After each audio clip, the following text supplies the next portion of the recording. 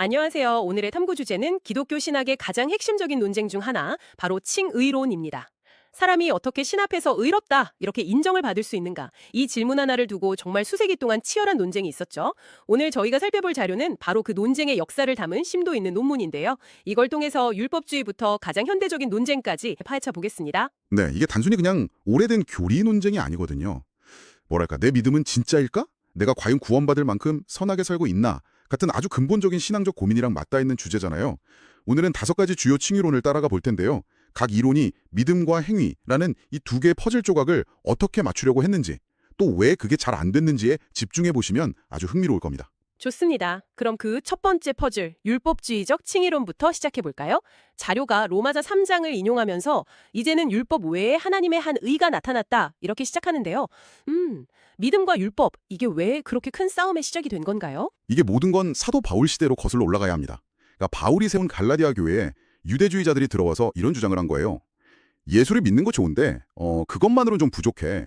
할례도 받고 율법도 지켜야 진짜 구원을 받는다. 이게 바로 인간의 행위, 스펙이라고 할 수 있겠죠. 이걸 구원의 조건으로 내세우는 율법주의의 핵심입니다. 아, 바울은 이걸 듣고 거의 경로에 가깝게 반응하면서 그건 다른 복음이다 라고 아주 엄격하게 선을 그었죠. 자료에서 바울, 야고보, 요한, 이 세 사람을 마치 칭의론의 어벤져스처럼 묘사한 부분이 되게 인상 깊었어요. 예수, 모세, 엘리야가 변모산에 같이 있었던 것처럼 이 세 사람을 함께 봐야 한다고요. 각자 어떤 역할을 맡고 있는 건가요? 그거 아주 정확한 비유입니다. 이 세 사람이 바로 자료가 대안으로 제시하는 통전적 칭의론의 핵심이거든요. 먼저 아이언맨 같은 바울은 이신칭의, 즉 오직 믿음으로 의롭게 된다는 걸 가장 강력하게 외쳤죠. 네. 그런데 캡틴 아메리카 같은 야고보는 잠깐, 행함이 없는 믿음은 죽은 거야 하면서 행하는 믿음이라는 방패를 딱 들고 나오는 거예요. 하하, 그쵸. 그리고 요한은 이 모든 것의 중심에 있는 믿음이라는 단어의 진짜 의미를 밝혀주는 아주 결정적인 역할을 한 거고요. 하지만 바울과 야고보가 서로 다른 점을 강조한 건 사실이잖아요. 그걸 그냥 하나로 합쳐야 한다고 말하는 게 어쩌면 이 둘 사이의 긴장감을 너무 쉽게 봉합하려는 시도는 아닐까요? 바로 그 지점이 중요합니다. 자료는 이들을 단순히 합치는 게 아니라고 주장해요. 바울이 말한 믿음은 애초부터 야고보가 말한 행위를 포함하는 역동적인 개념이었다, 이겁니다. 아, 처음부터 하나였다는 거군요. 네, 이 둘을 분리해서 믿음만 있으면 돼 라고 말하는 그 순간 율법주의라는 바이러스가 침투할 틈이 생긴다는 겁니다. 실제로 사도 베드로나 바나바 같은 거물급 지도자들조차 잠시 이 율법주의에 흔들렸을 정도였으니까요. 정말요? 네, 그래서 자료가 이걸 위험한 누룩에 비유하는 것도 무리가 아닌 거죠. 알겠습니다. 믿음과 행위를 분리하는 순간 문제가 시작된다. 이 관점을 가지고 다음 논쟁으로 넘어가면 더 흥미로워지겠네요. 16에서 17세기 피스카토르와 알미니우스의 논쟁인데 이번엔 그리스도의 순종을 놓고 싸웁니다. 수동적 순종이랑 능동적 순종이라는 개념이 등장하는데 용어가 좀 어렵네요. 제가 한번 쉽게 비유를 들어볼게요. 우리가 죄 때문에 생긴 거대한 빚, 그러니까 마이너스 통장을 가지고 있다고 상상해 보세요. 네? 수동적 순종은 그리스도가 십자가에서 죽으심으로 우리의 이 마이너스 빚을 전부 탕감해 주신 겁니다.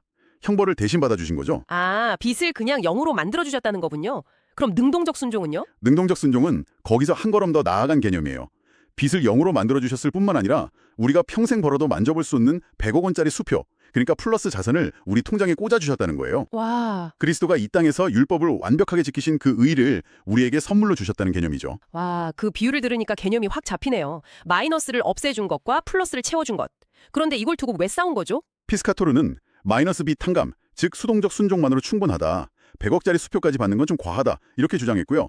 반면 알미니우스는 그리스도가 하신 일에 더해서 우리가 그 선물을 받겠다고 결심하는 자유의지적 믿음이 조건으로 추가되어야 한다고 봤습니다. 아, 신이념 역설이군요. 네, 맞습니다. 흥미롭네요. 그런데 이 자료는 이 논쟁 자체가 약간 헛다리를 짚은 것일 수 있다고 지적한다고요. 네, 마치 두 사람이 이 100억짜리 수표는 A은행에서 발행했냐, B은행에서 발행했냐 이걸 두고 싸우는 것과 같다는 거예요. 자료는 그보다 더 중요한 질문을 던집니다. 그 수표를 주기로 결정한 회장님, 즉 하나님의 더 큰 계획은 뭐였는가? 아, 그리스도의 순종이라는 사건에만 너무 집중하다 보니까 그 모든 것을 계획하신 하나님의 예정이나 그리스도 자신의 신성 같은 그림을 놓치게 되었다는 비판이죠. 어떻게에만 너무 집중하다 보니 왜라는 근본적인 질문을 놓쳤다. 결국 이것도 믿음과 행위의 관계를 제대로 보지 못해서 생긴 불필요한 논쟁이라는 시각이네요. 정확합니다. 그래서 존 모레 같은 신학자는 순종을 굳이 능동, 수동으로 나누지 않고 본질, 전진성, 정점, 역동성 같은 훨씬 더 풍성한 개념으로 설명하기도 했다고 자료는 덧붙입니다. 그리스도의 행위를 어떻게 볼 것인가에 대한 논쟁이었군요. 그런데 이런 법정적 개념 자체에 만족하지 못한 사람도 있었네요.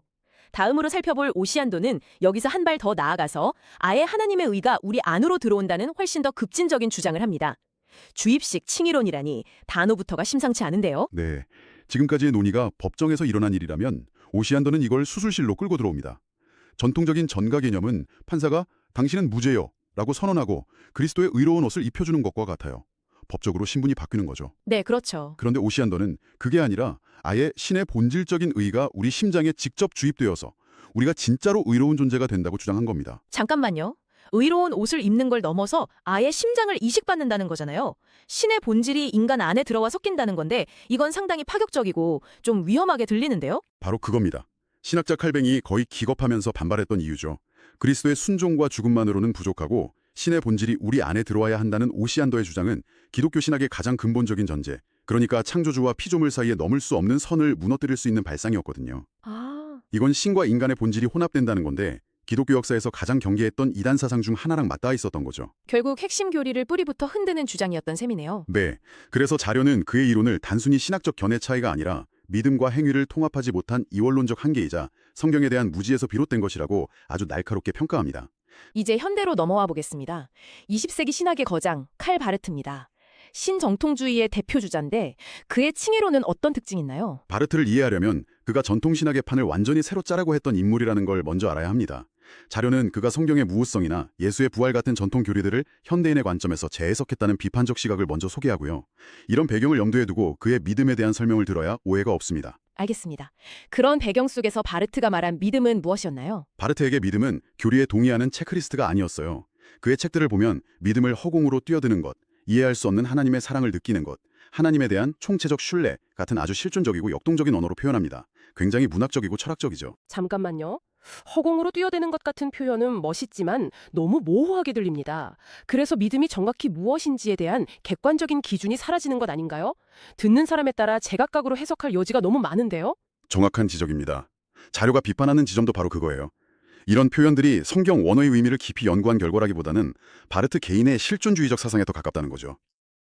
믿음을 너무 주관적이고 내적인 체험의 영역으로만 몰고 갔다는 비판을 피하기 어렵습니다. 그렇다면 그가 가장 중요하게 다뤘을 믿음과 행위의 관계는 어떻게 설명했나요? 바르트는 이런 유명한 말을 남겼습니다. 칭의가 문제될 때는 인간의 어떤 행위도 중요하지 않지만 우리가 의롭게 된 사실을 증거할 때는 모든 행위가 소중하다. 행위는 구원의 조건은 아니지만 구원받은 자의 당연한 응답이라는 거죠. 굉장히 균형 잡힌 말처럼 들리죠? 네, 언뜻 듣기에는요. 하지만 자료는 여기에도 함정이 있다고 보는군요. 그렇습니다. 아무리 멋진 말을 해도 결국 칭의의 영역과 증거의 영역으로 믿음과 행위를 다시 둘로 나눠버렸다는 겁니다. 그래서 이분법적 칭의론이라는 딱지가 붙는 거죠. 신학자 벌코프는 바르트의 이론에서는 칭의와 성화가 구분되지 않는다고 비판했는데 바로 이 지점을 꼬집은 겁니다. 정말 끈질긴 문제네요. 믿음과 행위를 하나로 묶으려는 시도가 계속해서 다시 둘러 갈라지는군요. 자, 드디어 마지막 주자입니다. 바울에 대한 세관점 학파. 이름부터가 도발적인데요. 네, 이들은 아예 게임의 판 자체를 바꾸려고 합니다. 샌더스, 제임스 던, 톰 라이트 같은 학자들이 주축인데 이들의 출발점은 이거예요. 우리가 지금까지 바울 시대의 유대교를 완전히 오해했다. 그들은 당시 유대교가 공로를 쌓아 구원받으려는 율법주의가 아니라 이미 선택받은 언약 안에 머무르기 위해 율법을 지키는 언약적 율법주의였다고 주장합니다. 유대교에 대한 관점을 바꾸는 게 왜 그렇게 중요한가요? 바울의 모든 주장이 유대교에 대한 반박에서 나왔기 때문입니다. 적을 다르게 정의하면 아군의 전략도 완전히 바뀌어야 하죠. 이 새로운 틀로 바울의 칭의론을 재해석한 결과 정말 충격적인 주장들이 쏟아져 나옵니다. 어떤 주장들인가요? 핵심만 세 가지 말씀드리죠. 첫째, 전통적인 의의 전가 개념. 그러니까 그리스도의 의를 옷처럼 덧입는다는 개념을 부정합니다. 네, 둘째, 바울의 칭의론은 복음의 핵심이 아니라 유대인과 이방인을 한 교회로 모으기 위한 선교적 도구에 불과했다고 봅니다. 셋째가 가장 논쟁적인데 바로 유보적 칭의론입니다. 유보적 칭의론이요? 그건 뭔가요? 지금 믿음으로 의롭다고 인정받는 건 말하자면 예선 통과라는 겁니다. 최종 합격자 발표는 종말의 최후 심판대 앞에서 이루어지는데 그때는 신자의 전생애에 걸친 행위를 보고 최종 칭의, 즉 본선 통과 여부가 결정된다는 거죠. 잠깐만요. 최종 합격의 행위에 따라 결정된다면 이건 예선에 통과했어도 본선에서 탈락할 수 있다는 의미잖아요. 이건 완전히 판을 뒤엎는 주장인데요. 맞습니다. 그래서 신학계가 발칵 뒤집혔죠. 김영환 교수는 현대판 유대주의라고 비판했고 한천설 교수는 개혁주의 신앙과 정면으로 충돌한다고 지적했죠. 하지만 가장 날카로운 비판은 최덕성 교수의 것입니다. 어떤 비판이었죠? 그는 새 관점 학파의 주장을 분석해보더니 이것이 반종교 개혁 사상을 담은 16세기 카톨릭 트렌트 공의회의 칭의 교령과 거의 똑같다고 일갈했습니다. 잠깐만요. 그럼 이 자료의 주장은 결국 이 최신 신학 이론이 사실은 종교개혁이 그토록 반대했던 카톨릭의 교리로 회귀였다는 거군요. 이건 정말 엄청난 비판인데요. 네, 그야말로 마이크 드롭인 순간이죠. 칭의를 잃을 수 있다는 가능성, 행위를 통해 구원이 완성된다는 점에서 놀랍도록 일치한다는 겁니다. 자료는 세관점 학파가 기독교 공동체에 선한 행위를 촉구하려는 좋은 의도는 있었을지 몰라도 결국 믿음과 행위의 관계 설정에 실패하면서 수백 년 전의 논쟁으로 되돌아가는 결과를 낳았다고 총평합니다. 정말 복잡하고 치열한 신학적 여정이었습니다. 율법주의에서 시작해 세관점 학파까지 5번의 시도 모두 믿음과 행위라는 두 조각을 제대로 맞추지 못하고 삐걱거렸다는 느낌이네요. 맞습니다.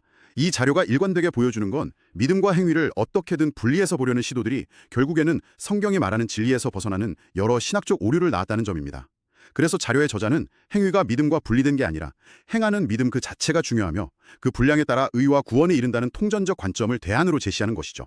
오늘 이 깊이 있는 탐구를 통해 하나의 신학적 개념이 얼마나 다양하게 해석되고 또 얼마나 치열한 논쟁을 낳을 수 있는지 확인했습니다.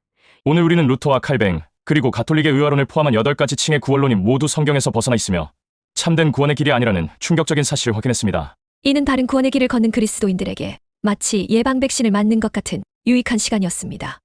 끝으로 불량별 행하는 믿음을 통해 의와 구원을 얻는다는 통전적 칭의론이 이 시대의 대안임을 강조하며 오늘 순서를 마치겠습니다.